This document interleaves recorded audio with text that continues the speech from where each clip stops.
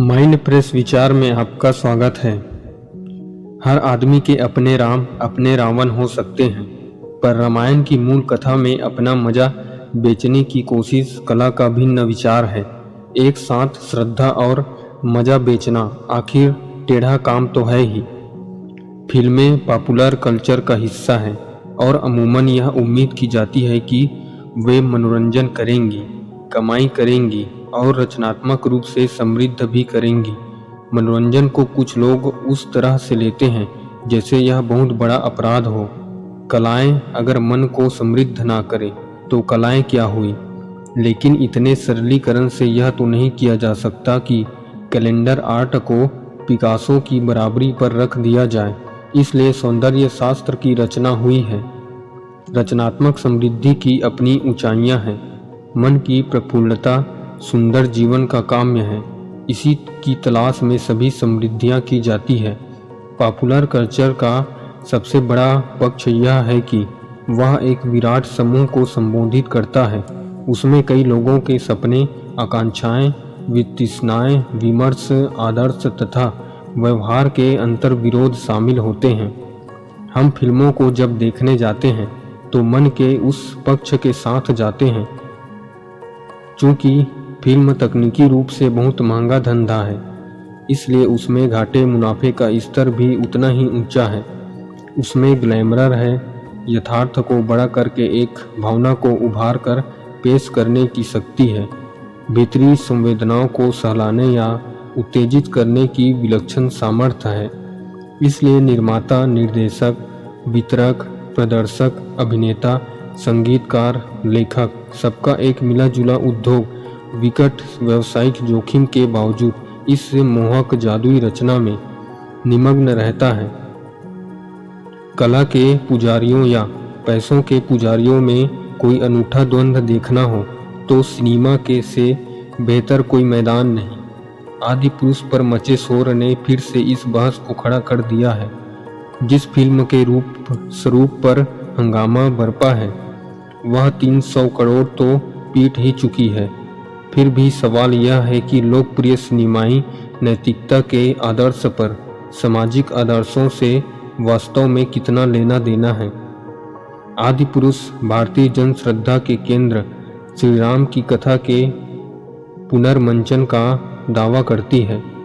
तेलुगु वैराग्य संस्करणों से अलग हिंदी इलाके में उसके भद्दे संवादों पर सर्वाधिक चर्चा हो रही है। दिलचस्प यह है कि सारी सफाइयां मनोज मुतंसिर नामक सज्जन दे रहे हैं, जिन्होंने हिंदी आदि पुरुष के संवाद लेखन का काम किया है। सिनेमा महज एक लेखक का माध्यम नहीं है, वह निर्देशक का माध्यम है। निर्देशक अपने स्वप्न के स्वरूप लोगों को काम पर लगाता है। उसकी प्रतिभा में उसकी ऊर्जा निहित होती है।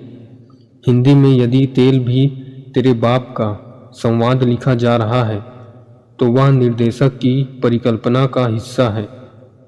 निर्देशक ओम राउत की इच्छा यदि इसे गली की रामलीला का प्रहसन बनाने की होती तो शायद कोई सवाल ही नहीं उठाता। प्रेम अदीब, शोभाना समर्थ, विजय भट्ट के राम राज्य से अरुण गोविल, दीपिका रामानंद, सागर तक की रामायण हमने देखी है।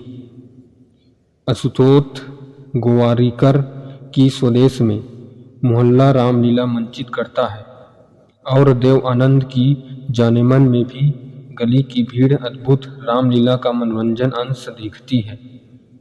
जाने भी दो यारों या कलयुग की रामायण में अगर आपको कुछ संवाद और दृश्य दिखाई देते हैं तो वे उस दावे के साथ नहीं प्रस्तुत होते कि वे तपस्वी राजा राम की जीवन गाथा का गान कर रहे हैं। स्पूफ और मूल कथा का अंतर मिटाकर यदि कोई अपनी धूम में ही आग लगाना चाह रहा हो तो रचनात्मकता के किस उत्कर्ष की लंका जलेगी। धरोदत्त श्री राम की कथा आस्था का केंद्र हो या नहीं बनी है। रामायण के मुहावरे का अर्थ तपस्वी राजा के विराट संदर्भों से आता है। रामायण न सिर्फ एक महाकाव्य है बल्कि भारतीय जनजीवन की सिराओं में प्रवाहित सांस्कृतिक रक्त का हिस्सा है।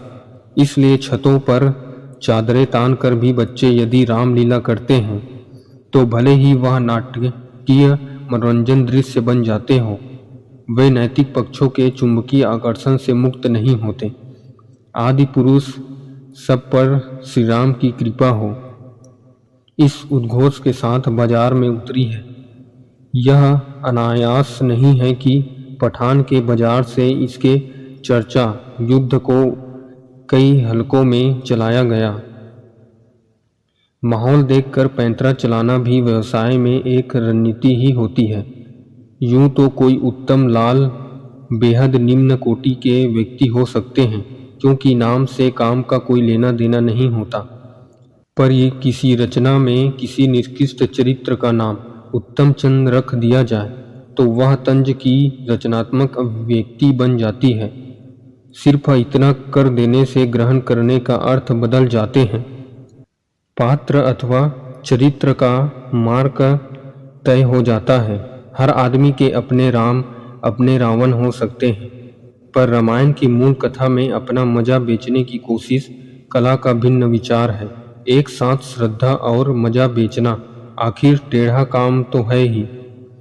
कई युवक युवतियां विचित्र महावाक्य छपे हुए टी शर्ट पहने, कई बार उन्हें पता ही नहीं होता कि वे सीने पर कौन सा साइन बोर्ड लिए घूम रहे हैं। यह उनका अपना चयन है, लेकिन कोई उस वाक्य को पढ़कर उनमें वैसे व्यवहार की अपेक्षा तो नहीं करने लगता। आदि पुरुष ने पैरोडी होने का दावा नहीं किया, बल्कि एक महान चरित्र की महागाथा का दावा किया है। इसलिए वह राष्ट्रवादी बनाम रचनात्मक प्रयोगशीलता की बहस में उलझी गई है। यूं भी हिंदी सिनेमा का दर्शक संजय दत्त के जेल जाने पर खलनायक को हिट कर देने का आदी है। वह जीते जी झूठी आत्मकथाओं के संजू को जेब रुपयों से भर देता है, क्योंकि शायद वह इसे शुद्ध मनोरंजन की तरह देखता है और सामाजिक नैतिकता के खाते में धंधे की नैतिकता को नहीं जोड़ता। लेकिन आदि पुरुष के प्रयोक्ता शायद भूल गए कि श्रद्धा की मूल कथा को दावों में पैरोडी उसे भी उल्लेखित कर देती है। आधुनिक तकनीक और फंतासी की अनूठी काल्पनिक दुनिया हम बाहुबली राजामौली की विलक्षण कलात्मक में देख चुके हैं, तो सिर्फ तकनीक के खाते में आदि पुरुष का क्या करें। हनुमान चालीसा की पंक्ति है, सबके राम तपस्वी राजा, दिन के काज सकल तुम साजा। अब चाहे जो विवेचन हो, जिनके काज सजन थे वे तो सज गए। बॉक्स ऑफिस पर करोड़ों तक आंकड़ा पहुंच गया है। बौद्धिक बाजार में लेफ्ट और राइट के सोशल मीडिया वीरों ने हिसाब चुकता कर लिया है। अब कहा जा रहा है कि ऐतराज वाले संवाद बदल देंगे, यानी आप अब बदले हुए संवादों के लिए फिर पैसा देने आइए। धंधे का धंधा और क्रांति की क्रांति। आखिर सिनेमा के व्यवसायों का यह भी एक विकट पक्ष ही तो है। आज के लिए बस इतना ही। अगर वीडियो अच्छी लगी हो तो चैनल को लाइक, शेयर और सब्सक्राइब कर सकते हैं। मिलते हैं अगली वीडियो में। जय श्री राम।